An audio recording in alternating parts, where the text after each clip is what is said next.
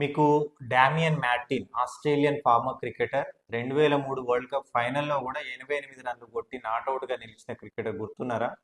ఆయన రీసెంట్గా నాకు డాక్టర్స్ 50-50% ఛాన్స్ ఇచ్చారు బతకడానికి. నేను 8 రోజులు కోమాలో ఉండి బయటకు వచ్చాను అని చెప్పారు.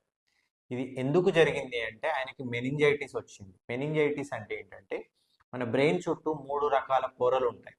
వాటిని మెనింజెస్ అంటారు.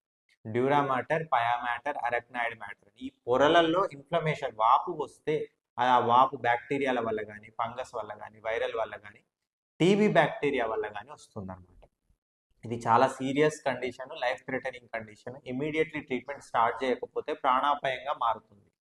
కాబట్టి ఎవరికైనా ఫీవర్తో పాటు వామిటింగ్స్, హెడేక్, నెక్ పెయిన్, కళ్ళు మసకబారడము, ఫిట్స్ రావడము, డ్రౌజీ అవ్వడం జరిగితే వెంటనే మీరు హాస్పిటల్లో న్యూరాలజిస్ట్కి చూపెట్టుకోవాలి. స్కానింగ్స్, వెన్ను నుంచి నీరు తీసి పరీక్ష చేయడం ఇవి చేయాల్సి వస్తుంది.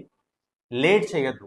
ఇలాంటి డామియన్ మార్టిన్ అంత ఫెసిలిటీస్ ఉండి కూడా 8 రోజులు కోమాలో ఉంచాల్సి వచ్చింది. ఇండ్యూజిబుల్ కోమా అంటే డాక్టర్సే కోమాలో ఉంచడం ద్వారా బ్రెయిన్లో వాపును తగ్గడానికి, ఆ పొరలలో బ్రెయిన్ యొక్క పొరలలో వాపును తగ్గడానికి, బ్రెయిన్లో ప్రెషర్ తగ్గడానికి 8 రోజులు కోమాలో ఉంచిన తర్వాత బయటకు వచ్చారు.